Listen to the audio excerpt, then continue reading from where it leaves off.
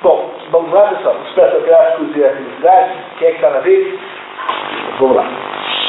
O termo grego que indicava o que nós chamamos de felicidade era eudaimonia. Originariamente, eudaimonia significava ter um bom desejo protetor, o qual se considerava que deveria uma vida próxima.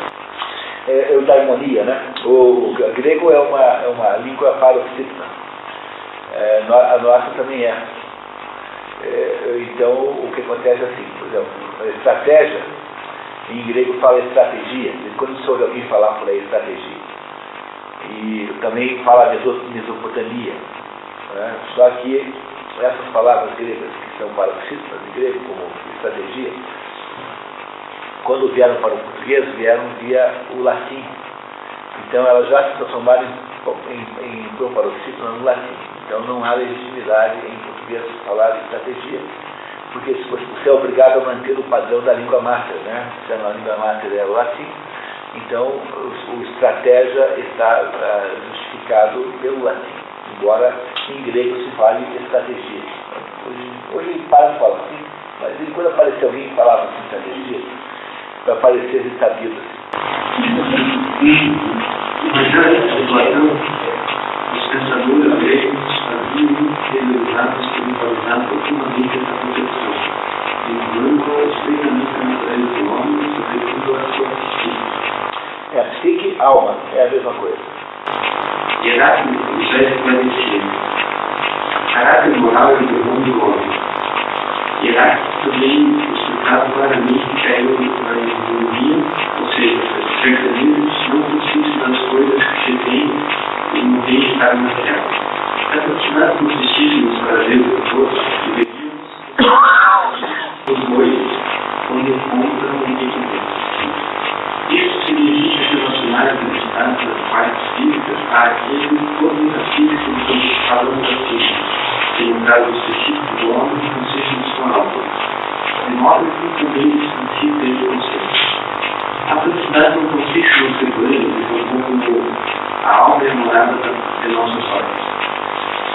A mensagem de Sócrates. Mas é com Sócrates que esse conceito se encontra em modo irreversível, e sua mensagem poderia ser resumida nesse livro.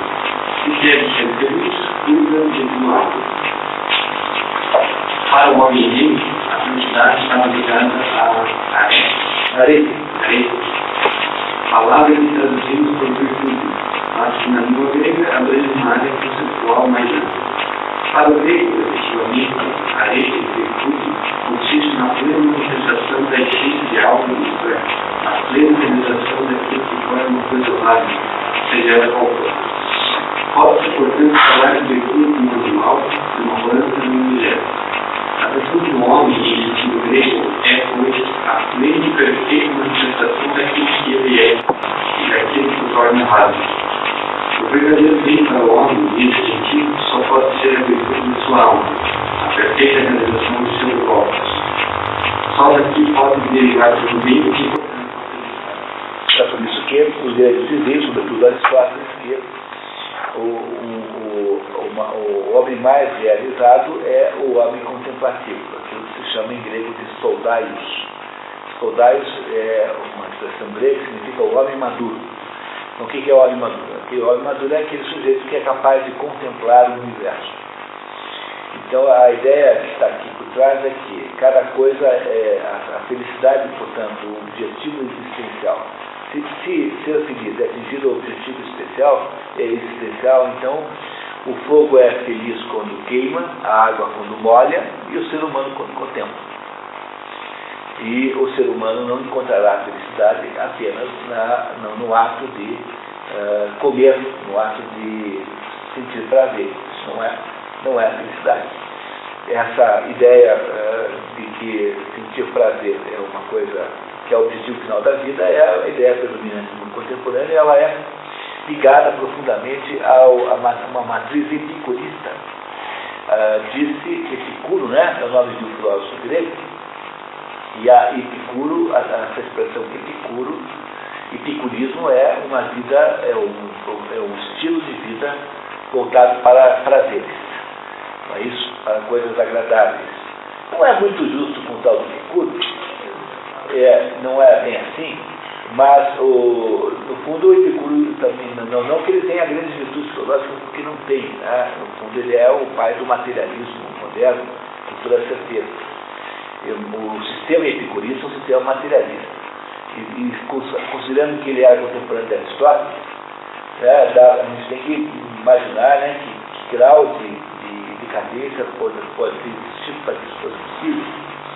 Mas essa acusação que se faz aí, Epicuro, né, de que ele é uma espécie de defensor, advogado da farra, assim, é uma acusação injusta. Ele não achava isso verdadeiramente. Quando eu vi um livro aqui resumido do Epicuro, ele era um aristocrata muito rico e ele gostava muito de coisas belas, né? Ele se ocupava na vida em coisas bonitas, perfeitas, né? E ele tentava passar isso para as pessoas, você tem que se preocupar com isso. Ele é um pouco devido a essa fama, mas em todo caso ele tem a matriz básica do materialismo contemporâneo, com toda a clareza. Bom, vamos lá, continuando. Assim falou Sócrates, diante de citando obviamente, a apologia de Platão é o livro de uma apologia. Apologia significa defesa. Tá? Então é a argumentação do advogado de defesa. Tá? Isso é apologia. Então, a apologia de Sócrates, né? Isso contada por Platão, que ele teria assistido o julgamento. Platão foi testemunha do julgamento. Então vamos lá, o que ele diz? Em comparação com os males que sei que são realmente malos, jamais ocorrerá que eu tenha um cuido das coisas que não sei se são realmente boas. Isso que está falando é o Sócrates, né? Defendendo lá no tribunal. Portanto, mesmo se agora me fizesse sair do cárcere, não seguindo a mim tanto, que aliás considerava que ou não seria preciso, desde o princípio, trazendo aqui, ou a partir do momento em que aqui estivesse, não seria possível deixar de me condenar à morte, afirmando que, se conseguisse evitar a condenação, imediatamente vossos filhos, seguindo os ensinamentos de Sócrates, teriam sido corrompidos em tudo e por tudo, e contrariamente ao que ele afirmava, ele dissesse: Sócrates, não daremos crédito para antes, porque faremos sair da prisão. Contanto que não mais se ocupem dessas verificações e deixem de fazer por mentira. Pois se continuarem ligados a essas coisas, operarão. Então, só para entender a história, dois atenienses, o Mileto e o Ânimo, fazem uma acusação. Naquela época, um cidadão acusava o outro. Vai ao tribunal e faz uma acusação contra Sócrates de dois grandes pecados. Dois crimes. O primeiro, de não acreditar nos deuses da cidade e acreditar em outros que não os da cidade, e segundo, ensinar isso para jovens. Então, o governante aceita aquela acusação ou não, né? Nesse caso aceitou, convoca um júri, e esse júri então, houve então o debate entre os acusadores e o acusado. E depois o júri, depois que termina a culpa, o júri estabelece a penalidade. No caso de Sócrates, a penalidade para esses crimes seria a morte. Então, o que Sócrates está aqui dizendo, isso aqui já é quase no final do julgamento, diz: olha, mesmo que vocês digam para mim que mesmo que diz assim, olha, nós vamos liberar o senhor, porque o senhor se comprometa a não fazer mais isso, eu não aceitaria. Ele vai dizer isso, tá? Vamos ver como é que ele diz. Se comigo o ministério me fizesse sair da prisão sobre tais funções, então eu vos diria: cidadãos atenienses, somos graças ao ano, mas prefiro obedecer aos deuses e não a nós. Enquanto eu esperar e conseguir fazê-lo, não deixarei jamais de filosofar, e vou exortar e vou fazer entender, seja quem for que venha a minha presença, dizendo-lhe como é a meu costume. Querido amigo, que é o ateniense, cidadão da maior e mais famosa cidade, sua sabedoria e seu poder, não tem vergonha de ter preocupados com as riquezas para ganhar o mais possível e com a fama e as conveniências. E Deus preocupar-se com a sabedoria, a verdade quanto a alma, de modo que se torne cada vez melhor. Este é o propósito dos detalhes que usados e preocupar com isso, não o deixarei em paz nem seguirei tranquilamente no caminho, mas me interrogarei, o examinarei e o consultarei. E se perceber que ele é desprovido de virtude, não tem palavra, eu o reprovarei, pois não está nem um pouco preocupado com as coisas mais importantes, ao passo que dá muito valor às que tem nada vale. E farei essas coisas com quem quer que impõe, seja jovem ou velho, fora feio ou cidadão, mas especialmente com os cidadãos, pois os mais próximos por nascimento. É justamente isso, como bem sabeis, que me manda Deus. Eu não terei vista para vós na cidade, bem maior do que este meu serviço ao Deus. Estou tentando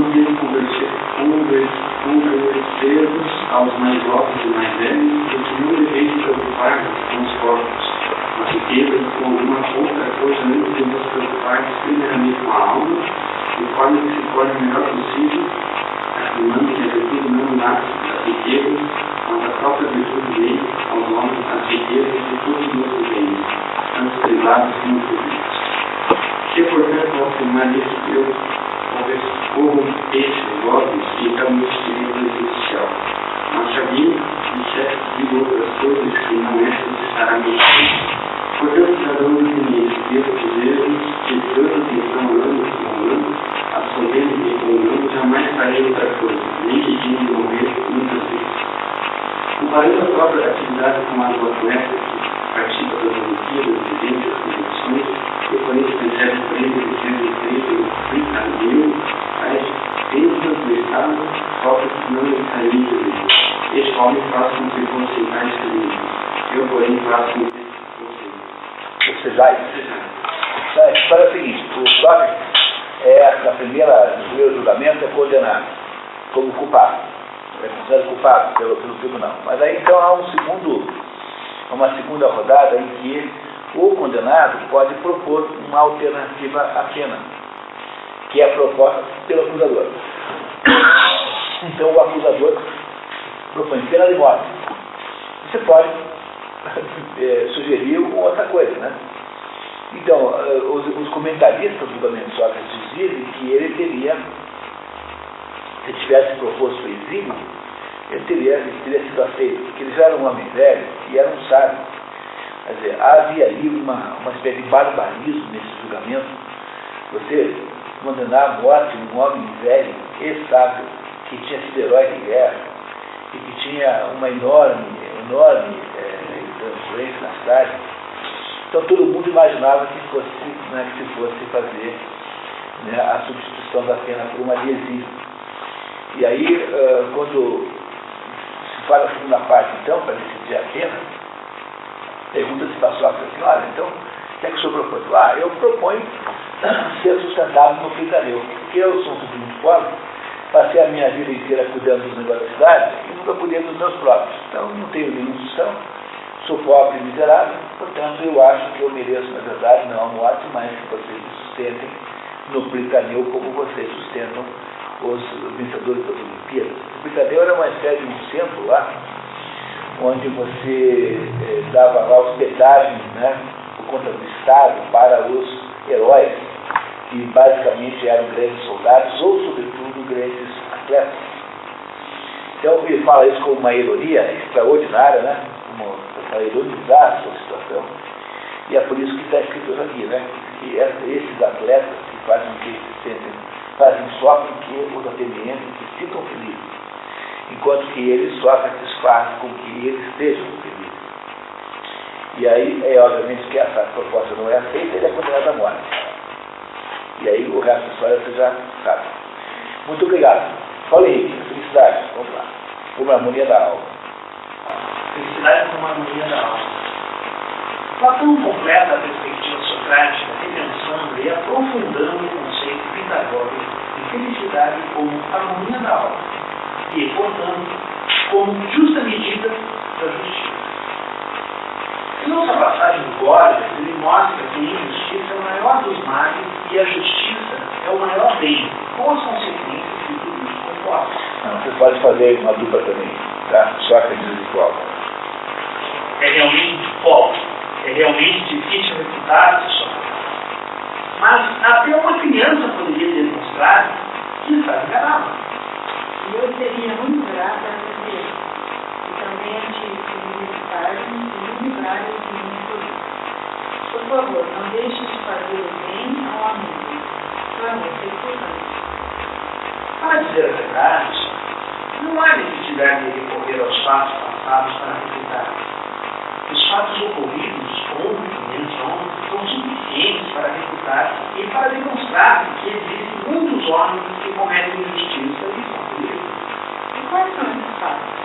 Conhece Raquel, filho de Pérsica, Não sabemos, né? que reina na Macedônia?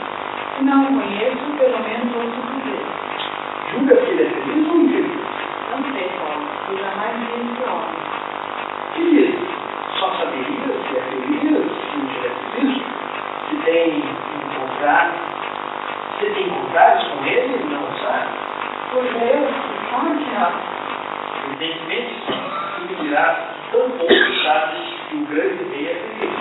E estarei falando a verdade, porque desconheço a formação anterior e não justiça. Porque toda a felicidade consiste nisso. Em minha opinião, sim, Paulo. Considero feliz o homem ou a mulher que são honestos e bons. O injusto é mau e infeliz. A felicidade não é isso. Não depende de possuir determinadas coisas, sejam elas quais forem. Mas é um modo de ser do homem que depende da consequente maneira com que ele se relaciona com as coisas.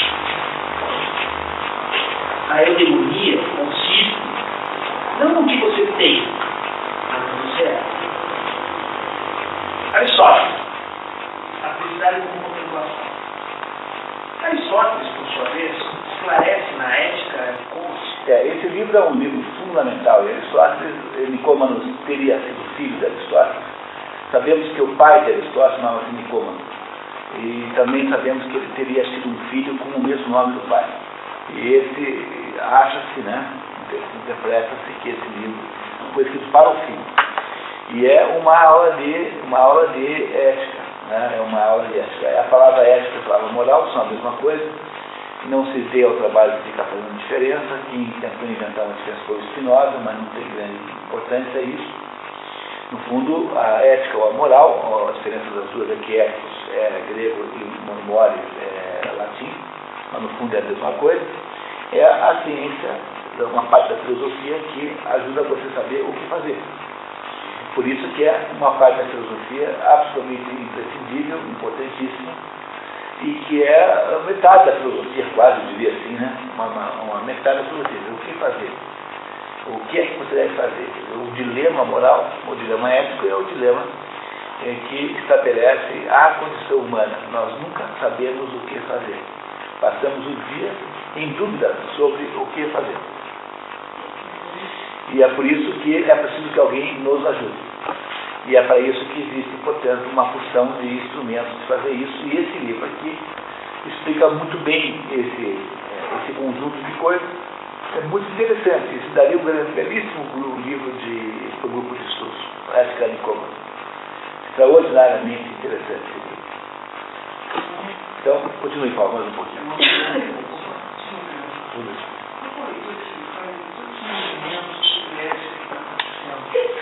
Já, então...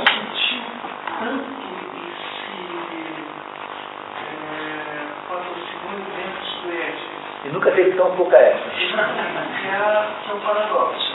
Porque é justamente essa descoberta desse paradoxo é uma das mais importantes descobertas que alguém pode fazer. E compreender que é um paradoxo é uma das mais importantes maneiras que alguém pode ter para entender o mundo contemporâneo.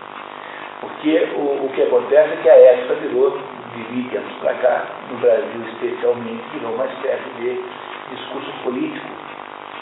Então, o problema é que o dilema ético existe desde que existe um ser humano, que é A ética é, na prática, concretamente, uma bifurcação da vontade. Essa bifurcação da vontade existe nata dentro de cada pessoa. Todas as pessoas que existem, pelo simples fato de terem nascido, nascem com uma dúvida sobre o que fazer. Isso acontece desde uma criança de meses, né, quando começa a ter uma consciência, até a bifurcação moral, até alguém que está no último dia da sua vida. Então, a bifurcação da vontade que toda pessoa tem, e seja a necessidade de uma abordagem filosófica, o que é que se deve fazer. Portanto, o dilema ético, o que a gente chama de ética, aquilo que corresponde, portanto, a uma dúvida, a uma incerteza, a um não saber o que fazer, é alguma coisa que está sempre dentro da pessoa. E o primeiro de todos os enganos, e aí que se sustenta essa campanha da ética, é você imaginar que eu posso introjetar, que eu posso colocar dentro da pessoa esse dilema, de que a sociedade, que eu posso educar alguém para ser ético, ou que eu posso introduzir dentro da pessoa a sensibilidade para o problema moral. Quando, na verdade, o que acontece é o contrário.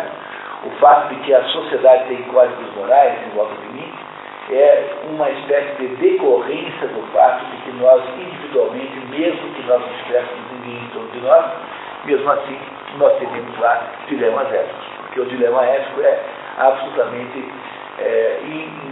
inseparável da existência humana. As outras coisas não são inseparáveis. Usar ou não sapatos é uma questão de época, de circunstâncias. Se você não for um náufrago numa ilha, não precisará de sapatos. Né? Uma ilha com areias agradáveis, digamos assim, né? Com areias pisáveis. No entanto, mesmo dentro de uma ilha, sozinho, você ainda irá provavelmente sentir todos os dilemas éticos que vão acontecer. Você não vai saber, será que você mata esse peixe pequeno ou não mata? Será que você mata aquele animal que parece ser um animal você podia deixar de matar? Enfim, a nossa existência humana é inseparável do dilema ético. Agora, se a nossa existência humana, portanto, ela se caracteriza por um dilema ético permanente, aprender a viver uma existência humana plena é aprender a tomar decisões éticas. O que fazer o certo e não o errado. Como você nem sempre sabe o que é certo, porque em alguns momentos há uma dúvida enorme mesmo sobre o que é certo e o que é errado, então, nesses momentos, você não tendo os próprios meios de decisão, então você pode lançar mão de alguma coisa externa. Por exemplo, faça na dúvida sempre aquilo que Deus gostaria que você fizesse. E essa é a razão pela qual as religiões são um auxílio extraordinário para você ajudar alguém a viver. Porque, em última análise, você não sabe o que fazer, então faça aquilo que Deus gostaria e preferiria que você fizesse, que você não vai errar jamais. Não é isso? Então, é aquela história, o que é que vale mais, a verdade ou Deus? A palavra de Deus ou a verdade? Olha, como é muito mais provável que você descubra sempre uma verdade conveniente, então eu acho que é mais garantido mesmo você ir lá ver o que é que Deus preferiria que você fizesse, do que você ficar fazendo com ele uma disputa para ver quem é que sabe mais. Bom, então esse é um fenômeno ético. O fenômeno ético é fundamentalmente esse. Ele é interno, pessoal. A única testemunha que tem da correção das suas decisões é você mesmo, embora uma parte das suas decisões tenham, obviamente, uma manifestação pública, né? Os outros também sabem, mas você, no fundo, sabe por que você fez isso ou não fez aquilo. Você é o testemunha central e única testemunha possível da sua própria consciência. E a vida humana, sob o ponto de vista como é que se diria? A nossa vida humana, sob o ponto de vista da sua consistência, depende fundamentalmente de nós sabermos tomar decisões. No entanto, a partir de algum tempo para cá, a humanidade, sobretudo no Brasil, isso é um fenômeno mais brasileiro do que em qualquer outra parte do mundo, tem sido assolado pela ideia de que é preciso melhorar a ética da sociedade. Então você tem dezenas de cursos sobre a ética nas empresas, a ética disso aqui do outro. Eu fui convidado semana passada a fazer uma palestra, nem sei bem onde que vem, marquei lá, sobre a ética do serviço público.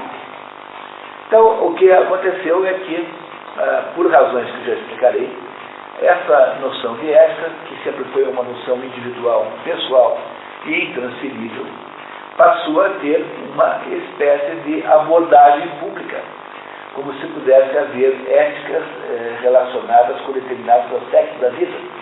Então, ética na empresa, ética no trabalho, ética no não sei das quantas, ética da natureza, ética não sei da onde, tudo, cada coisa dessas tem uma ética. Eu não sei, acho que até agora acabou o modismo, né? Mas até um pouco tempo atrás era impossível ter um congresso qualquer que não fosse metade sobre ética. Não se falasse metade das coisas sobre ética. Ética era uma espécie de assunto necessário. E a pergunta fundamental que se tem que fazer para entender o paradoxo é assim: como é possível que um assunto que já existia dentro das pessoas antes, as pessoas que sempre estavam vivas, a não ser nos casos de psicopatia extraordinária, eram todas pessoas com uma percepção de ética? É claro que você tem, no mundo contemporâneo, uns tipos que não têm mais consciência moral. O que é não ter consciência moral? É quando você perde completamente a noção do que é certo e errado, e torna-se indiferente. Quem é que é a figura literária que exemplifica isso? É o Merceau do estrangeiro, é o indivíduo que perdeu a consciência moral. O Raskolnikov, do Crime e Castigo, não é o mesmo caso, porque o Raskolnikov tem noção do que é certo e errado. O que ele faz é uma outra coisa. Veja, o que acontece quando você se defronta com decisões que são dolorosíssimas? Porque a consequência da decisão ética é que ela implica uma dor. Uma dor que é assim: eu tenho que tomar uma decisão entre revelar alguma coisa que é importante, pela qual eu tenho obrigação de fazer, e perder, por causa disso, o emprego. Não é uma decisão, um dilema ético típico? É, né? Um dilema ético típico. Muito bem, então essa é uma decisão dolorosíssima, terrivelmente dolorosa, porque as consequências da sua decisão serão muito grandes. Se você decide como Deus queria que você decidisse, você perde o emprego. E se você decide contra a vontade de Deus, você vai produzir para você mesmo um inferno moral, uma espécie de ressaca permanente, uma espécie de culpa que vai acompanhar talvez toda a sua existência. Talvez você nunca mais se livre da autoacusação de uma coisa como essa. Então o problema é que os dilemas éticos explicitam nada mais nada menos do que a própria agrura, a própria dificuldade da condição humana, independente de qualquer outra coisa. Portanto, viver é difícil, tomar decisões é difícil, e é por essa razão que nós não sabemos o que fazer. Esse processo de dilema ético, ele não acontece no animal. Os animais não têm nunca dúvida sobre o que fazer. Então, quando um animal mata outro, isso não lhe parece nada estranho. É natural e espontâneo. Quando você atropela um cachorro, mesmo sentindo culpa, mesmo tendo feito tudo para impedir, você vai ter um sofrimento que lhe correrá disso. Então, o problema todo é que o processo ético era um processo, o que nós chamamos de processo ético, era um fenômeno interno, pessoal, individual, íntimo do ser humano, e o que ajudava você a descobrir, a obter ajuda para resolvê-lo, sempre foram as religiões. Basicamente as religiões, porque as religiões têm um código ético. Então há um código de conduta cristão, há um código de conduta muçulmano, um código de conduta judaico e assim por diante. As religiões sempre estabeleceram uma espécie de conjunto de referências. Tanto é que quando Moisés desce do Monte Sinai, ele traz o quê? Traz os 10 mandamentos. Os 10 mandamentos são o quê? São regras de conduta. São regras de conduta, mas não são regras de conduta apenas porque alguém autoritário quer que seja aquilo, mas são 10 maneiras de se conduzir para você não perder a sintonia com o cosmos, ou seja, para você não romper com a ordem cósmica e, portanto, continuar, de alguma maneira, sintonizado com Deus. Esse é o sentido dos 10 mandamentos. Então, o que é os hadiths, né? Os hadiths que são aqueles regras muçulmanas, são também métodos de conduta, são manual de instruções para o ser humano que não sabe bem o que fazer, porque é ser humano e não é Deus. Como foi que tudo isso se transformou num assunto público? Virou assunto para curso disso, daquilo, congresso, daquilo outro, etc. Bom, então, o que acontece quando você tem um dilema ético? Olha, você tem dois jeitos de fazer, ou mais, né? Mas o primeiro jeito de fazer, você faz de conta que não há, na verdade, um dilema ético. É isso que o Merceau faz. O Merceau, do estrangeiro, ele decide se desfazer do dilema ético. Ele diz assim, olha, não há, na verdade, nada que importe. Portanto, tanto faz se eu matei alguém ou não.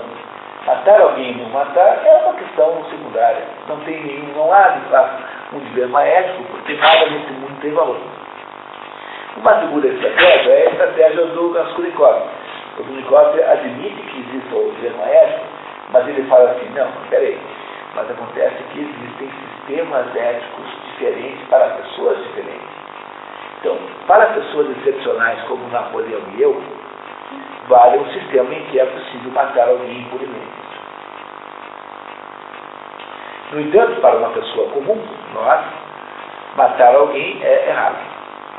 É assim que o Raskolnikov se livra do dilema ético. O Merceau simplesmente desconhece a existência, perde a consciência moral completamente. Ora, o que é que você deveria fazer? Agora pense que você é um sujeito que está interessado em controlar o mundo, que está interessado em estabelecer um poder sobre as outras pessoas. Como é que você faria?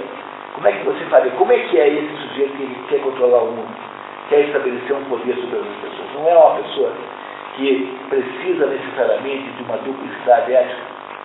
Porque para eu poder fazer com os outros aquilo que eu não quero que façam comigo, você tem que ter uma justificativa dizendo que para os outros vale, para mim não. Então, a mente revolucionária, que é a ideia central do livro Crime e Castigo, onde está o Raskolnikov, a mente revolucionária, ela precisa criar uma duplicidade de sistemas éticos. Então, quando o PT faz a roubalheira que faz, eles não acham que estão fazendo uma coisa errada.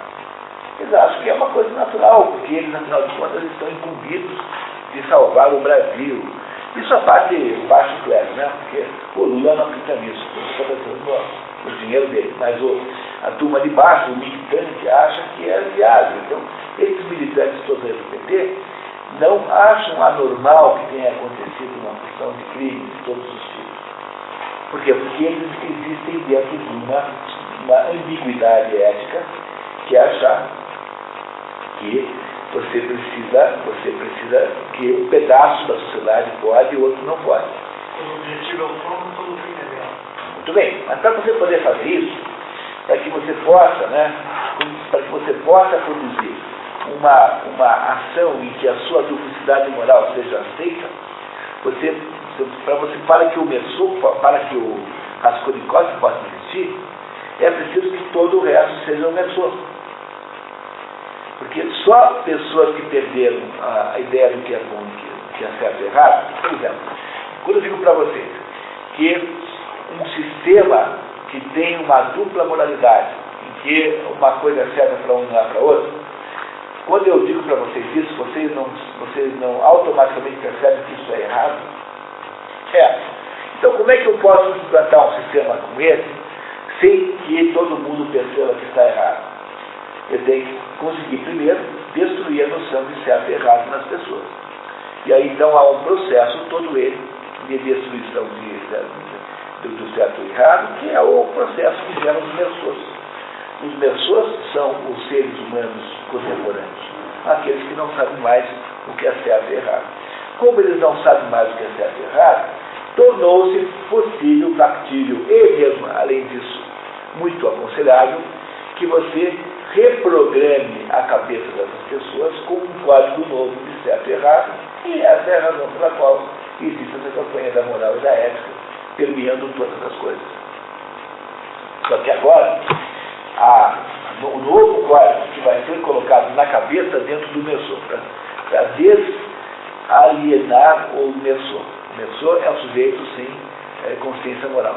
Para que eu possa reprogramar o Mersô agora, para que ele possa saber o que é certo e o que é errado, então agora eu produzirei um conjunto de valores que eu chamo de ética e moral, mas que no fundo são apenas um mero reflexo de um determinado plano ideológico.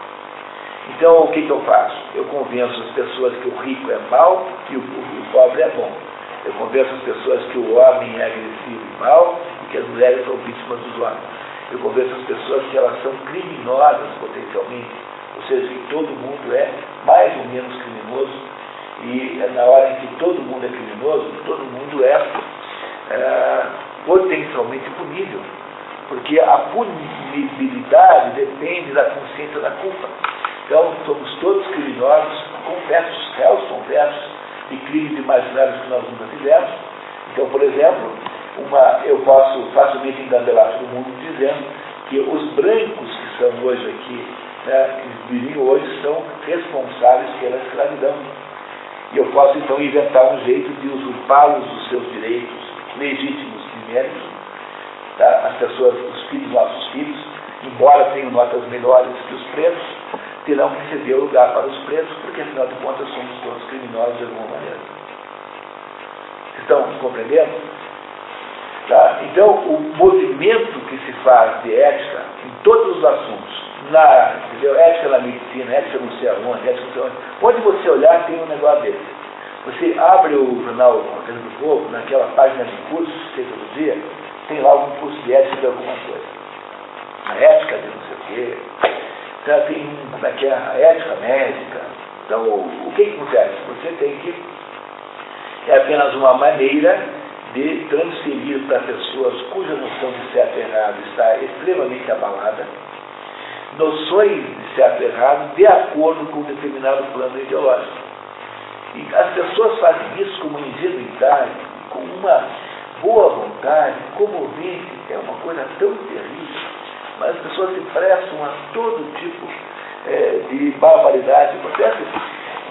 O problema central é que ninguém precisa de curso nenhum para saber o que é certo e errado. E você aprendeu isso, sabe? Você sabe que matar um cachorro de propósito é errado, você sabe que roubar é errado, todo mundo sabe isso. Apenas pelo fato de ter vivido em uma família, você sabe isso. Basta ter tido um exemplo da sua mãe, da sua avó, do seu pai. Você não precisa de instituto ético e ensinar o que é ética concorrencial. Vocês compreendem que há, por trás de tudo isso, um plano maligno que nunca é comunicado e que é, de certo modo, incorporado ingenuamente pela maioria das pessoas que estão participando dele? Então, essa é a razão pela qual, apesar de haver 20 anos de campanha pela ética, a ética é cada vez pior, o livro moral cada vez pior. Por quê? Porque é tudo mentira. No fundo, é só propaganda política. No fundo, é só reprogramação mental para a pessoa poder funcionar agora do jeito em que ela acha normal ser assaltada, tributariamente, por exemplo, em que ela acha normal ser criminalizada. Por que as empresas aceitam esses projetos aí de responsabilidade social? Porque as empresas foram convencidas pelo poder, tá? O poder que governa tudo, que é o poder intelectual, o poder das terras dominantes, que elas são criminosas. Elas são potencialmente criminosas. Então, o que elas fazem?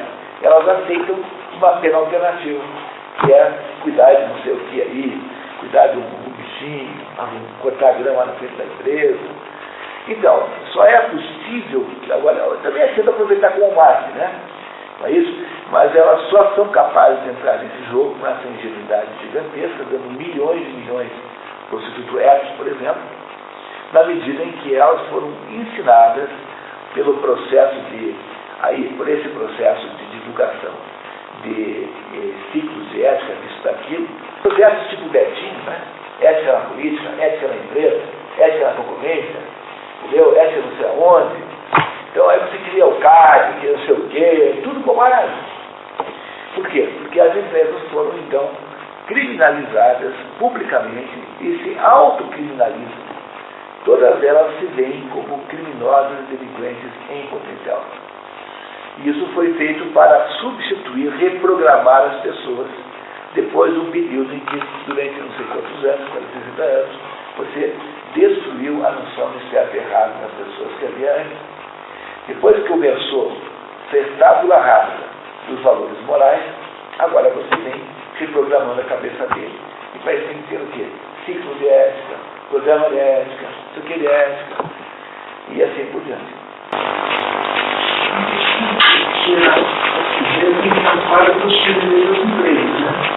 Por isso, algo que é do fórum espiritual, religioso, que foi um grupo de organização, os presidentes renovaram isso, em discussão muito pragmática. Olha, é importante ter códigos de ética, saber acessos, porque qualquer erro vai macular a marca, e a marca vai ter ignorância.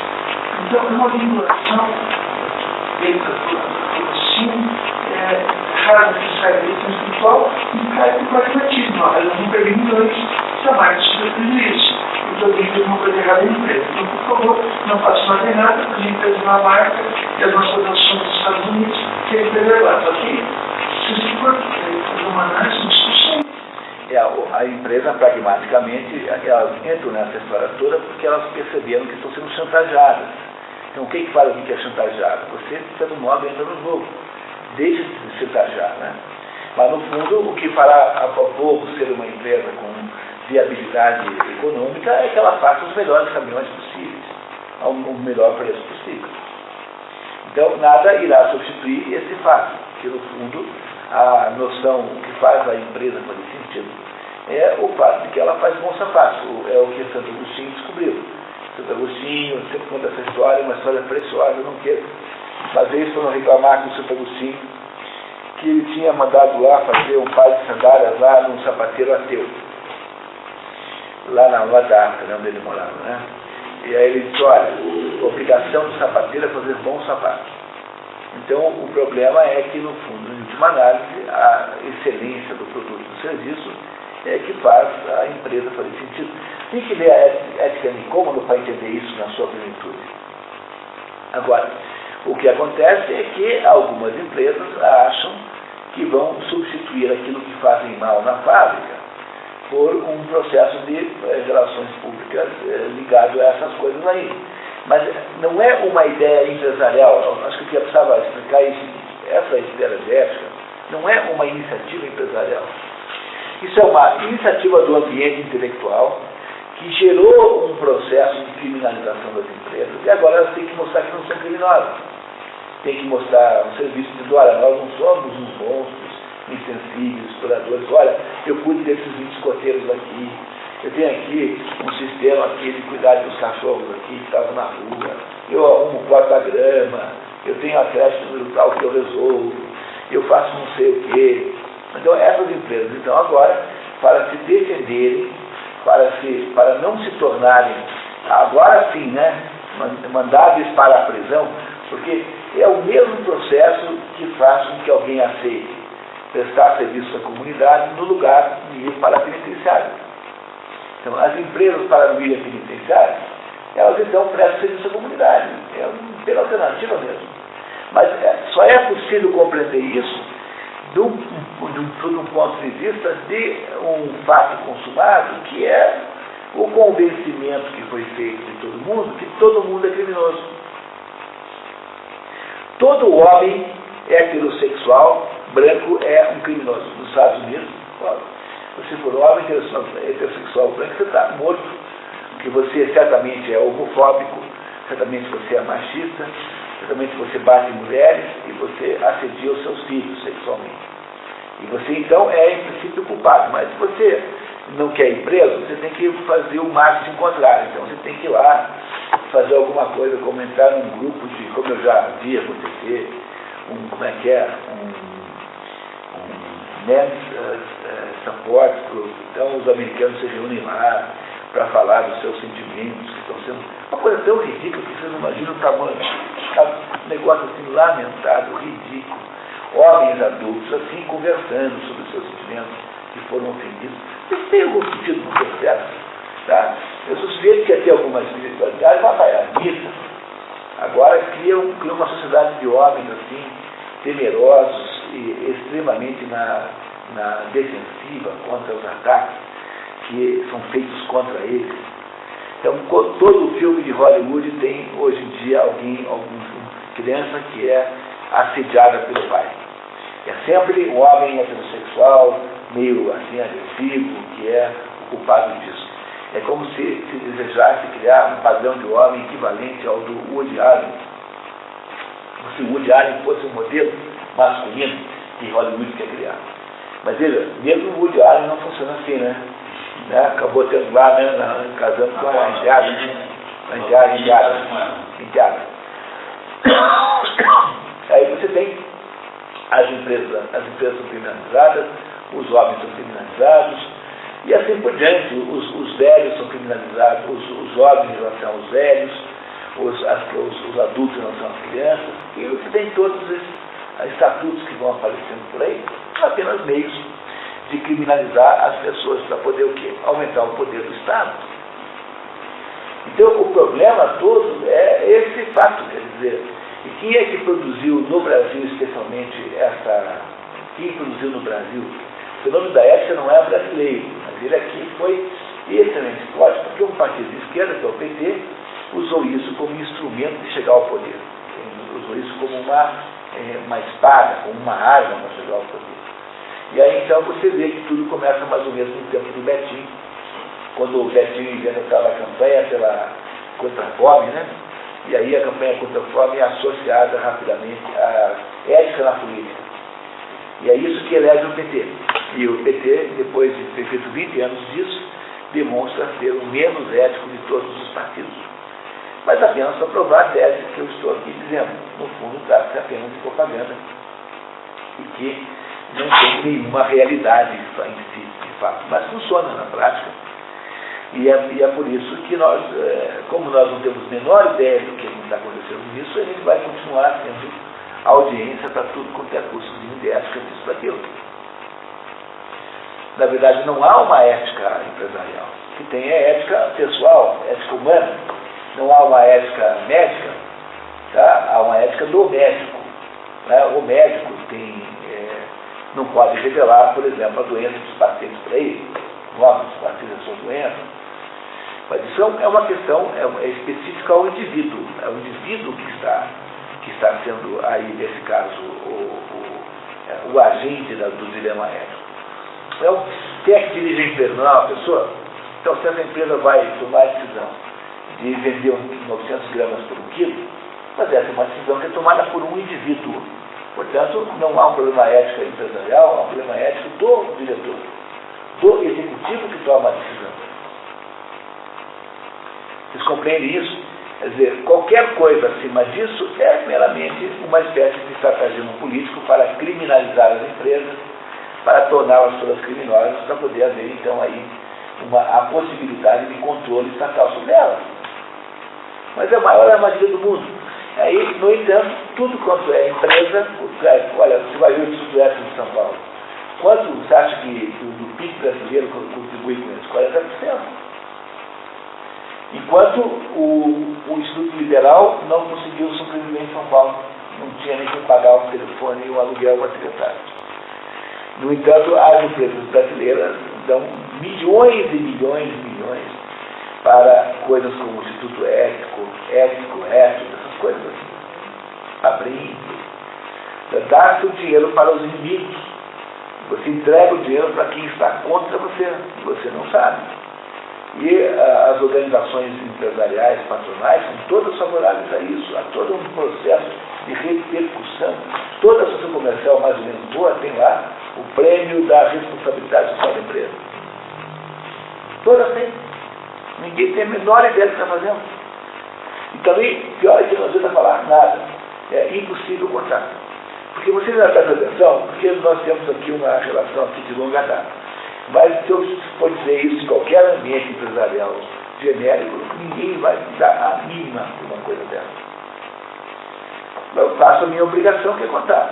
Agora, estou aqui exatamente como a Cassandra, também sujeito à mesma maldição. A Cassandra recebeu o poder de Apolo de fazer a profecia do que ia acontecer, e ela vai lá e conta para o pai dela, né, porque ela é filha de Príamo, que era rei de Troia. Príamo foi quem sequestrou, não, foi o pai, né, que sequestrou a Helena, mas o Príamo era o rei de Troia, e ela fala para o pai, olha, pai, os gregos vão botar um cavalo com soldados aqui dentro da cidade, porque ela sabia prever, né? E ela não foi excluída por ninguém, porque Apolo, como deu a Cassandra o poder da profecia, também deu a ela a maldição de nunca ser ouvido. Isso é assim na espécie humana, com inúmeras situações. E esse é o problema central. Um dia talvez o pessoal descubra, não sei quando, eu faço a minha obrigação de contar. Aristóteles, posso falar? Vamos lá? Aristóteles, por sua vez, esclarece na Ética Niconta, de Judé, que a felicidade deriva da contemplação da verdade, fruto do conhecimento de sentido mais elevado, e que constitui aquele tipo de vida que, em grau supremo perfeito, é próprio de Deus. Se reconhece que a atividade do intelecto se distingue por dignidade na medida em que é uma atividade teorética, se não visa nenhum impossível em si mesmo, segundo o prazer que é próprio, ele conseguir dar início a cada atividade, se, enfim, em conexão com essa atividade, manifesta-se o fato de ser autossuficiente, de ser uma espécie de lazer, de não produzir cansaço, o tanto que é possível a um homem e o tanto que se atribui ao homem feliz, então, por consequência, esta será a perfeita felicidade do homem, quando abranger toda a duração de uma vida, uma vez que não há nada de completo em sua felicidade. Mas uma vida como essa será demasiado elevada para o homem, pois ele não viverá assim como homem, mas na medida em que há nele algo divino. E quanto mais esse elemento divino supera a variada natureza humana, tanto mais sua atividade supera a atividade, conforme a outro tipo de virtude. Quanto mais divino for a pessoa, maior é o tamanho da contemplação. Né? E quanto menos, menor. Então, isso ajuda a compreender que, embora as castas não fossem um conceito comum dentro da cultura grega, que assim, é natural que alguém da quarta casta tenha uma vida menos contemplativa do que tem um branco. Mas essa é justamente a separação, a razão pela qual eles são diferentes, né? Sim, portanto, comparado ao homem com o intelecto e uma realidade divina, também a atividade segundo o intelecto será divina em comparação à vida divina. Mas não se deve dar crédito aos que aconselham o homem, por ser homem e imortal, a limitar-se a pensar coisas humanas e mortais. Ao contrário, na medida do possível, precisamos nos comportar como se fôssemos imortais e fazer tudo para viver de acordo com a parte mais nobre que existe. De fato, embora sua massa seja pequena, seu poder e seu valor a tornam muito superior a todas as outras. E aí, continuamos.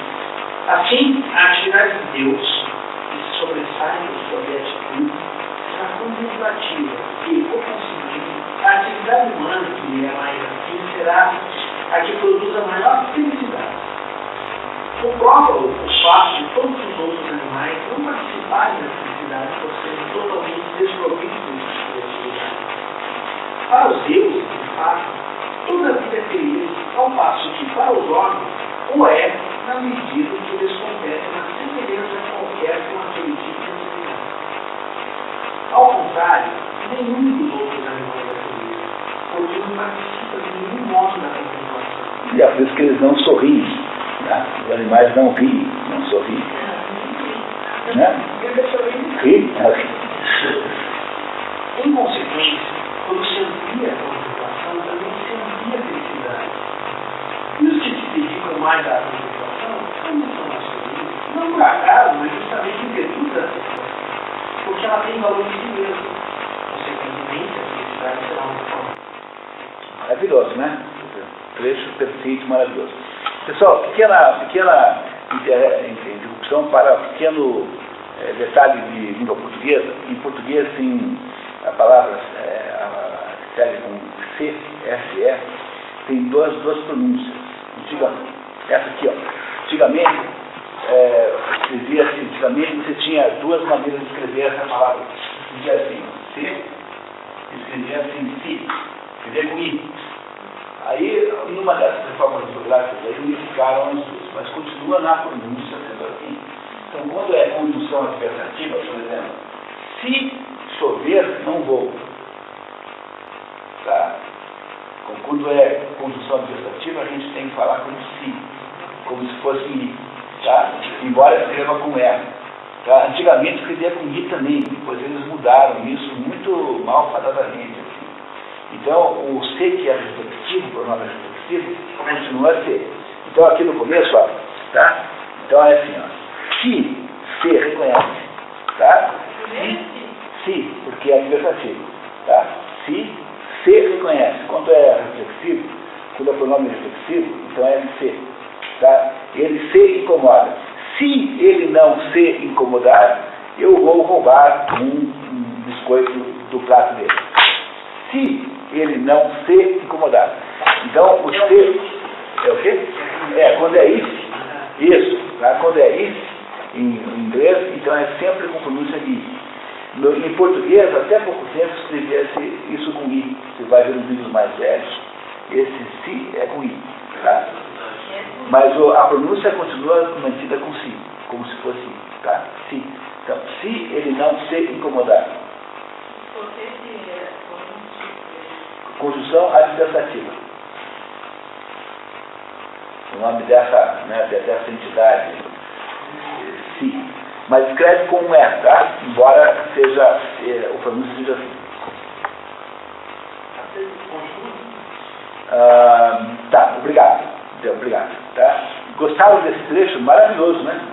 Esse trecho de Aristóteles. Maravilhoso. Bem bonito. Eu queria aqui fazer um comentário curioso que na ética da Aristóteles é apresentado nesse texto que eu vou fazer que existe um padrão ético ideal. A ética não é relativa. Existe um padrão universal, permanente. No entanto, quando a gente lê o livro A Política, ele diz que não existe um governo ideal, um sistema ideal, que muda de acordo com... Não, tá. Então tá, eu acho que essa é uma questão bem importante, tá? Então, quando você quer introjetar a ética na política, são coisas que não têm a mesma ética. Tá, então só cuidado, tá? Porque aí a gente o que não pode fazer é confundir Platão com a história. Porque o Platão é tipicamente o sujeito que acha que isso que nós chamamos de bem, a ética é fazer o bem. Muito bem. Isso existe uma espécie de bem ideal, que o mundo das ideias, que esse é o modelo que nós devemos seguir. Mas o Aristóteles, ele nunca começa por aí, ele vai sempre do contrário. Então, o que o Aristóteles faz? Ele pega e olha para os governos que existem. Então ele vai lá, tem um governo na, sei lá onde, na Mesopotâmia, lá na Pérsia, um governo na cidade de Atenas, ou na cidade de Ítaca, ou na cidade de Esparta, ou na cidade de não sei lá onde, Tebas. Ele colecionava constituições? O Aristóteles é o inventor da ciência, porque é o sujeito que começou, que acha que antes de qualquer coisa, você tem que olhar para o que existe e dar uma olhada. Eu sempre digo para vocês que esse é um método, como tudo começa na vida. Então, como é que faz, como é que age um consultor? O consultor pega e escolhe todos os pedaços das informações. Então, o Aristóteles, ao olhar para todos os tipos de governo que havia, ele não encontra nenhum perfeito, porque ele sabe que não há nenhum perfeito, como não há nenhum outro perfeito. Mas o Platão nem achava isso. Platão acha que o branco do sapato da vaina não é o branco verdadeiro. É uma tentativa de produzir um branco ideal, que não existe nesse mundo concreto. Então, o que acontece com Aristóteles? Ele tenta depois pegar todos os governos que existem e classificá-los de alguma maneira. Será que esses governos pertencem à família de governos? E ele descobre, então, que tem lá, de repente aparece um que é metade de um jeito, metade do outro. E ele diz assim, não, de fato, há uma certa indeterminação na sociedade, na natureza, no mundo real, concreto. Do mesmo modo que há animais que têm uma natureza dúbia, ambígua, você não sabe se é ave ou se não é ave, como um morcego. Né? O morcego é fisicamente um animal ambíguo. Existem animais como o ornitorrinco, que também é ambíguo. Existem animais como o selacanto. Há peixes que andam em 4 patas e que pulam e que respiram ar, embora sejam peixes. Há todo tipo de contradição. Você, na hora que você vai olhar os animais reais como existem, você descobre que existe uma dificuldade enorme em encontrar entre eles uma regra permanente e perfeita. Então, Aristóteles cria a ideia de que existe uma certa indeterminação que preside a natureza. Então, o Aristóteles não procura o governo ideal. Ele procura saber como é que os governos são. Quando ele vai escrever sobre ética, e o mais importante livro de ética do Aristóteles é a Ética Nicômano, então Aristóteles diz assim, não, ética, no final de contas, o que é? No fundo, o que ele está discutindo não é ética no sentido o que fazer, o que não fazer. Qual é o sentido, o que dá sentido à existência. E aí, então, ele chega à conclusão de que alguma coisa atinge verdadeiramente o sentido da sua existência quando essa coisa é aquilo que ela é. Então, o bem para um fazedor de violinos é fazer bem bons violinos. O bem para um médico, o bem para um arquiteto é arquitetar suas casas. E o bem para um ser humano, genericamente, é contemplar. E quanto mais esse homem for contemplativo, mais ele estará perto do bem final. Ou seja, para Aristóteles, a noção de bem não é uma noção de referência ao modelo, mas é uma noção de potência de abstrato. É uma noção de atingir a potência, a possibilidade máxima que aquela coisa tem em potência. Então, o que ele diz é que o ser humano tem a potência da contemplação máxima. Quando o ser humano atinge essa potência, ele é um espoldaio, o homem maduro. E que é esse homem que atingiu o maior bem humano possível. Então, ele acha que os outros homens que não têm a mesma potência atingem o bem por outros meios. Ele é extremamente relativista e não absolutista, como seria Platão. Para Platão, todos estariam abaixo daquele modelo ideal que existe em algum lugar que não é aqui, no mundo concreto. Para Aristóteles, você pode atingir o bem em diversos graus e diversos modos. É por isso que um governo bom, mesmo sendo imperfeito. Essa é a diferença entre Aristóteles e Platão nesse assunto. A Ética Nicômano é um livro imprescindível na vida. Quase vale a pena pensar no futuro, botar um grupo de leitura para ele. É muito, muito importante. É um pouquinho longo, eu acho, para essa perspectiva de ideia de encontro, mas dá para tentar fazer. Vamos pensar nisso. Muito ok, muito obrigado, então. Isso acho, você mesmo. Estudar em segundas filosofias da era helenística imperial. Sócrates já formulara essa concepção paradigmática, por não ter necessidade de nada é próprio do ser. Por ter necessidade de muito pouco, está muito próximo do divino. Como divina essa questão, então estar mais próximo do divino coincide com o ter necessidade de muito pouco, constituindo assim o ser mais próximo da perfeição, portanto da felicidade. Consequentemente, o procurar não ter necessidade de nada, que comporta não precisar nem de coisas nem dos outros, ou pelo menos de precisar deles o menos possível, é capacidade de incluir das várias necessidades do homem.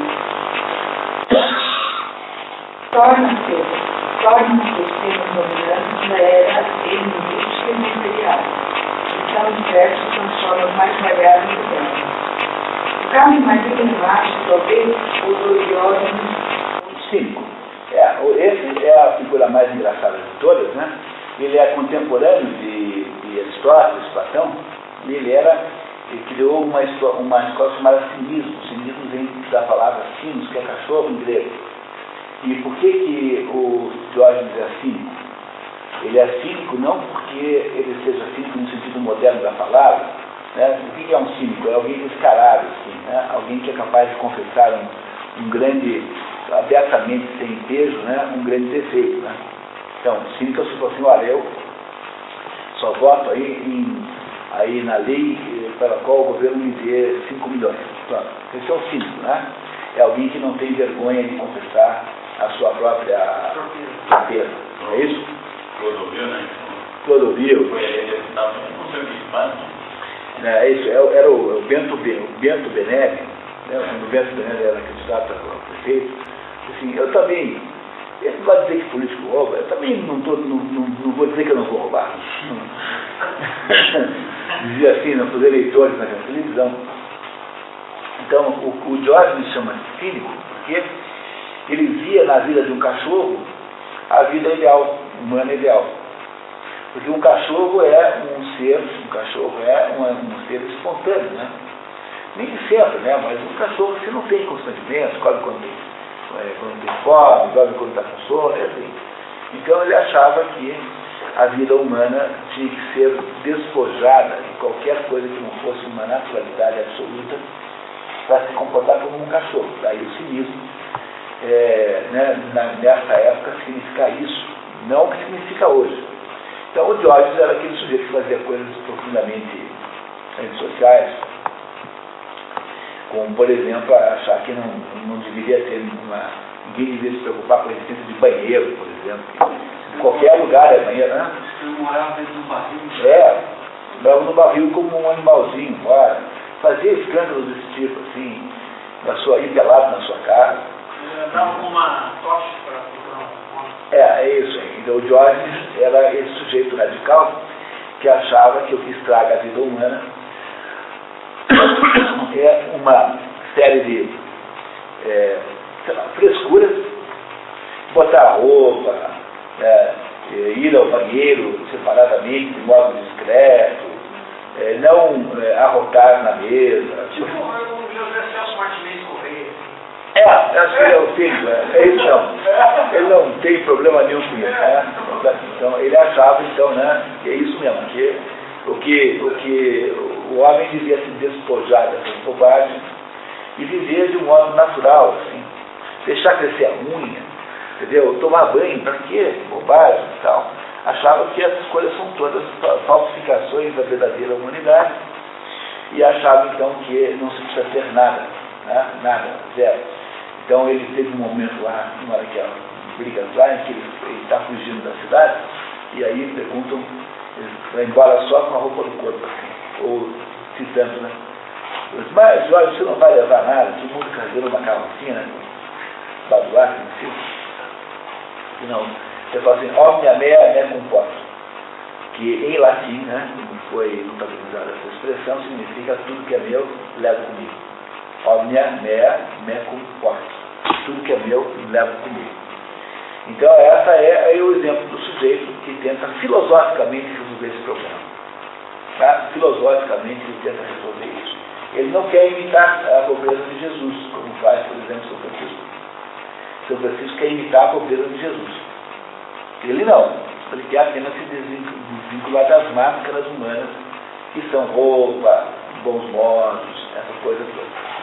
E a expressão cínico, que não tinha esse sentido negativo na época dele, passou para a modernidade como sintoma, como uma expressão que relata assim, um sem vergonha.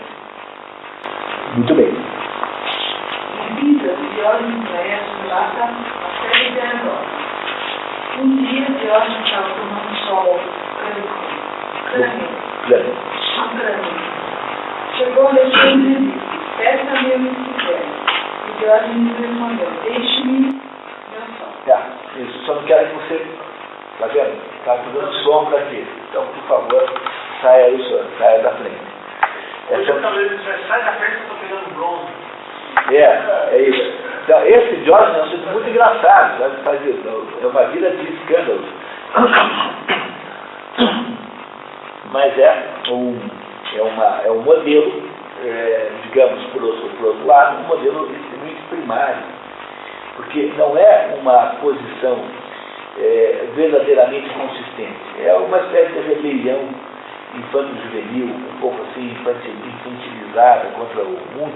É coisa de adolescente que não quer mais tomar banho. Nunca viram adolescente que não toma mais banho?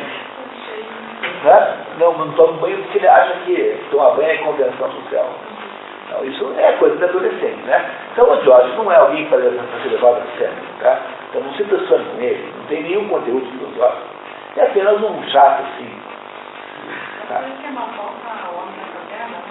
É, por aí. É o Martinez Correia, lá, como o Paulo Henrique muito bem disse. Quer dizer, o Martinez Correia acha assim, que é uma coisa assim, super teatral e artística colocar atores se masturbando no palco. Entendeu? Assim, acha que super teatro, super teatral. Entendeu? Basicamente essa ideia. O filósofo cínico não sabia o que fazer com o incomensurável poder da Alexandre. Bastava-lhe naquele momento só, o elemento mais natural, está à disposição de todos. Ou melhor, bastava-lhe a profunda convicção da inutilidade ontológica de todas as coisas que o poder ou o superpoder humano podem dar.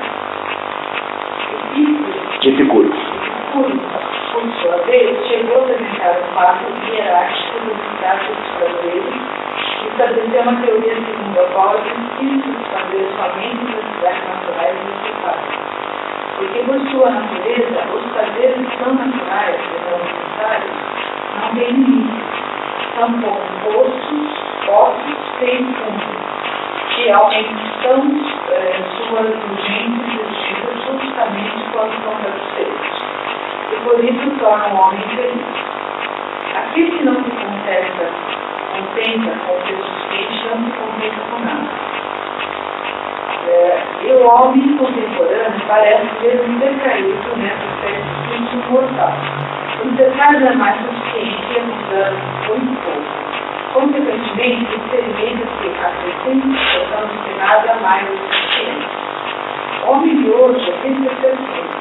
A cair no abismo que o atira o campo das sereias por querer sempre mais e utilizar as técnicas para ter sempre mais. Mas é mais tocante a mensagem estoica sobre a felicidade e sobre o modo de viver. Sêneca é outro, na verdade Sêneca já é um filósofo romano, mas associado à filosofia estoica grega. A filosofia estoica grega é uma filosofia contemporânea a Aristóteles também. Então, a coisa mais impressionante na história da filosofia grega é quanto pode ter de filosofias ruins simultaneamente a Aristóteles. E quanto elas tiveram importâncias posteriores que Aristóteles não teve. Então, os estoicos chamam-se assim porque, de modo geral, as escolas eram denominadas a partir do lugar onde elas se encontravam. Então, o Epicuro é chamado de jardim, porque ele tinha lá um lugar onde ele dava lá a filosofia, que era um jardim de Epicuro. Ou a academia de Platão, porque era numa propriedade lá que pertencia a um certo acadêmico. De Aristóteles era o Liceu, porque também pertencia a um certo Lício, uma propriedade ligada à ideia à pessoa de um certo Lício. E o estoicos significa, estoicos é o nome do portão, Estoa, que é o portão. Então o pessoal se reunia lá numa entrada de Atenas. Então os estoicos já têm uma visão também de restrição. Aí é cuidado com o Giovanni Reale, porque o Giovanni Reale aqui tende a ter uma visão de historiador. Ele não insiste muito na hierarquia da filosofia. Então ele não nos ajuda a perceber o quanto Aristóteles, quanto aquele texto que acabamos de ler, é muito, muito melhor, só aquele texto, do que todo o estoicismo, que todo o ceticismo, do que todo o epicurismo e o Diógenes juntos. Né? Então, isso o Giovanni Reale não nos ajuda a entender, porque eles têm uma espécie de viés de historiador, para quem há sempre um valor em todas as coisas. Para o historiador, a história do maior maníaco do mundo pode ser objeto de livro. Ele pode escrever um livro de 1.500 páginas sobre um serial killer cruel, um sujeito louco completo, porque afinal de contas eu estou apenas querendo registrar aquilo, né? Não é isso? Então é tomar cuidado aqui, porque não há equivalência de tamanho. Continue, por favor. Quer seja tudo aquilo que é inevitável que seja gostado, pois tudo farias para obter coisas que não te pertencem, e voltar a seu tempo. E qual é ele? Um ser indefensivo, puro, em um Deus, capaz de elevar-se acima de coisas humanas e por todo o seu bem em si mesmo. És um animal racional. Qual é, pois, o bem em ti? A razão perfeita, conduz-me a raciocínio, faz com que progrida o mais possível. Deve considerar-te feliz por toda a alegria nascendo do teu íntimo. Quando, vendo as coisas que nossos olhos poupam, anseiam, guardam, sem mostrar nada que não digo, preferes, mas são poucos querem. Dar-te-ei uma pequena regra que servirá para variar-se e para perceber que já alcançaste a perfeição. Possuirás o bem quando compreenderes que os homens felizes são os mais infelizes. Aquela história do sujeito que fica com inveja de todo mundo que tem mais alguma coisa do que ele, né? Então tem aquela piada antiga, né, do sujeito estar na praia, assim, o pessoal na praia vendo aquele iate passando, né, no horizonte, né? E o pessoal da praia fala assim, puxa, mas como eu queria estar naquele iate lá, nessa hora, né, tal, iate maravilhoso. E o pessoal do iate estava dizendo assim, puxa, mas como eu queria estar naquela praia agora, nesse momento, né? Então, há pessoas que passam a vida invejando os outros pela aparência de necessidade material que os outros têm. Então, você pode ter certeza que você foi invejado muitas vezes na sua existência já por pessoas que interpretaram, corretamente ou não, como você tendo uma vida materialmente falando melhor do que a vida dos outros. É muito difícil que alguém inveje a sua inteligência, a sua bondade, a sua honestidade, de modo geral, inveja as suas coisas. Né? Muito mais provável que se encontre alguém que esteja no seu automóvel do que alguém que acha que você é um sujeito assim, com uma elegância, como se vestir, sei lá, qualquer coisa. Tá? Então, quando a pessoa inveja você, não é a sua competência em escolher a roupa, o gosto, digamos assim, mas é o preço do terno, entendeu? É a aparência do preço do sapato.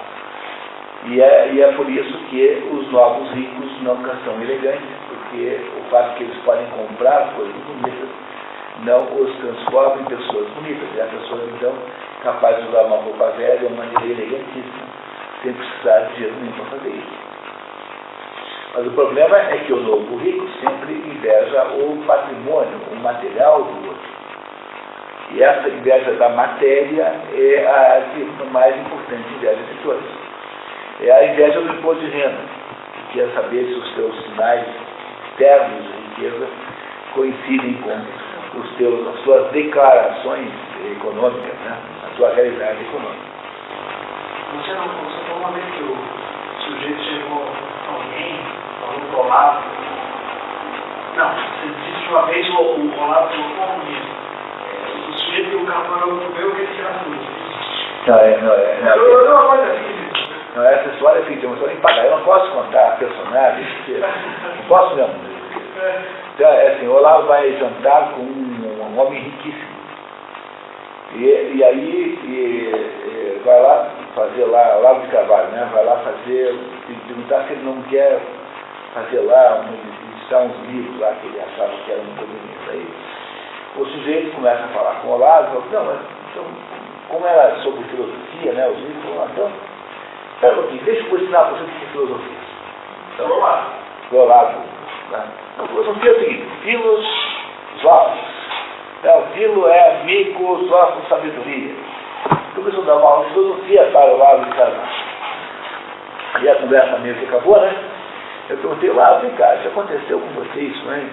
E o tempo todo, basta o sujeito ter um pouco de dinheiro, que ele pensa que pelo fato que ele tem dinheiro, ele sabe mais do que eu, porque se eu soubesse mais do que ele, tinha que ser mais do que ele. Portanto, por que ele iria prestar atenção em mim, se quem sabe ganhar dinheiro é ele, e que, portanto, ele que é esperto, e eu, como não tenho dinheiro nenhum, sou um burro, um incompetente. Ou seja, numa sociedade que só dá valor para coisas materiais, a competência se mede pelo patrimônio econômico. E uma sociedade que faz isso o tempo todo é uma sociedade miserável. Então, você veja que isso não é feito em todos os lugares do mundo. O Cecil Rhodes, que era um sujeito bilionário no século XIX, bilionário no século XIX. O sujeito era dono da Rodésia. A Rodésia foi é uma dona das minas de ouro da América do Sul. O Cecil Rhodes pegou o dinheiro e deu para o Lord Milner. O Lord Milner era um sujeito assim na aristocracia, mas não era um rico. Era um aristocrata, claro, mas não era rico como ele. Porque ele desejava. Primeiro ele ouviu uma palestra do John Ruskin, e o John Ruskin, um professor universitário, sujeito despossuído de fortuna, né? O John Ruskin mostrou nessa palestra o quanto as civilizações são perpetuadas pela arte. A arte de uma civilização ela é uma espécie de garantia de que aquela civilização continuará sendo sentido. E a simbologia que faz com que aquela civilização possa existir também é expressa na arte. Então, esse é o tema do John Ruskin, que é um crítico de arte. Vocês gostam de livros por aí do John Ruskin. E o Cecil Rhodes compreendeu, então, que se havia alguma possibilidade do mundo, né, da civilização anglo-saxã sobreviver, teria que ser por meio da preservação da cultura anglo-saxã. Como é que faz isso? Você pega o dinheiro, dá para alguém gerenciar. Quem é que ele chama para gerenciar? O Lord Milner. O Lord Milner vem e divide assim o dinheiro. Bom, nós vamos ficar de olho em todos os sujeitos espertos do mundo. Quando tem um jovem brilhante, a gente vai lá e dá uma bolsa de estudo para ele. Vai estudar onde? Numa universidade cujo conteúdo nós controlemos. Então, quem é que, por exemplo, o Cecil Rhodes? O Bill Clinton. O Bill Clinton é o Cecil Rhodes. Nós temos que pegar uma parte do dinheiro e financiar jornais para que esses jornais mantenham, né, viva a cultura anglo-saxônica. E assim, por meio desses estratagemas, todos claros, óbvios e públicos. Está tudo escrito em documentos. Não tem nada de segredo. Você vai mantendo a cultura anglo-saxônica viva. Mas o Cecil Rhodes, que entendia de mineração, ele sabia que não era ele quem sabia como fazer, era o John Ruskin que sabia como lidar com o assunto da sutileza intelectual. Então, durante toda a história da humanidade, o sujeito que tinha dinheiro sabia que ele tinha, de certo modo, uma interioridade com relação ao mundo. Isso foi durante toda a história da humanidade assim. Quer dizer, o sujeito tinha dinheiro, mas ele sabia que ter dinheiro era uma espécie de consolação para alguma coisa maior que ele não tinha, que era competência, verdadeira inteligência. Pois o que foi acontecendo, e até quem leu a René Guénon até entende porquê, mas sobretudo no Brasil, é que você tem uma ditadura do dinheiro. Só o que tem valor é aquilo que dá dinheiro. E que, portanto, aquilo que não gera dinheiro de alguma maneira é beletrismo, é secundário, é bobagem, é coisa de chupador de nuvem, de nefilibar, gente que passeia pelas nuvens. Então, o que o Olavo de Carvalho relatou nessa história é que,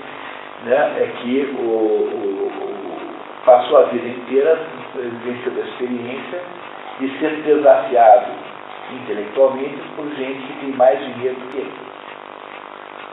Como se a possessão do dinheiro da riqueza material, a possessão essa não tem nenhum problema, entendeu? Não tem nada contra isso, ela fosse garantia de sabedoria.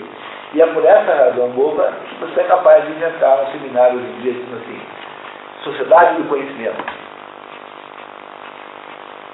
Isso tudo, o culpado disso tudo, viu na última vez aqui, é o Francis Bacon, que criou a ideia de que, no fundo, a ciência era para produzir alguma coisa que desse grana. Que é uma ideia britânica, né? Como, aliás, só acontecer por ideias britânicas, muito concretas, materiais e pragmáticos. Então, de lá para cá, o que acontece no mundo é isso, né? Quer dizer, no mundo é que vai se criando cada vez mais uma equação ilegítima entre valor e riqueza. Então, hoje todo mundo sabe o preço de tudo, mas ninguém sabe o valor de nada. Esse é o ponto central. Terminamos? Vamos lá, então. E o místico Plotino chegará a dizer, elimina todas as coisas. Minério. Que é o livro mais importante de Plotino. É justamente esse o segredo que precisamos ter deste livro. O caminho que iniciamos com a cultura fundamentada na prática e na filosofia e que passa pela busca de imitar o bem e estar material. Ameaça levar os nossos fins contrários para ser cada vez mais correndo o risco de não ser mais. Não ser mais. Há um trade-off, né, como se diz em inglês, entre essas duas coisas, de ser e ter. E há um livro do Buda que lida com esse assunto diretamente. É um livro interessante. O livro está consigo. Não vamos terminar, né? Provavelmente. Esse é o sexto, né? Acho que é. Se quiser, eu achei que está no capítulo 6. É verdade. Temos um pouquinho atrasado. Não tem problema, tem. Eu queria propor para vocês de pular o próximo, que é um capítulo muito ruim. Muito ruim relativamente aos outros. Tá? Que é esse da difusão da violência, que eu sugiro que vocês leiam isso aí em casa, sozinhos. Então é um capítulo de todos é o mais fraco, tá? De todo o livro. E na próxima vez nós passaríamos direto para o capítulo, ele é até bom longo, que ajuda a vencer a ter o sentido da forma que nós temos um maravilhoso. Então iríamos na próxima vez para o capítulo 6, 131. Estaríamos só um atrasado aí. Daí a gente vê, e daí no começo do ano, se alguém tiver alguma questão. Isso, tá? Então eu queria propor isso, que a difusão da violência é um capítulo fraco, tá? Então a gente se livra dele e passa já para a próxima vez. E aí com isso a gente mais ou menos ganha um pouquinho de pé. Mas também tem o seguinte, pessoal, a gente não conseguiria até o fim, não tem a menor importância, porque afinal o objetivo não é esse em primeiro lugar, mas é entender o que está aí dentro, né? O que está aí dentro que é imprescindível entender.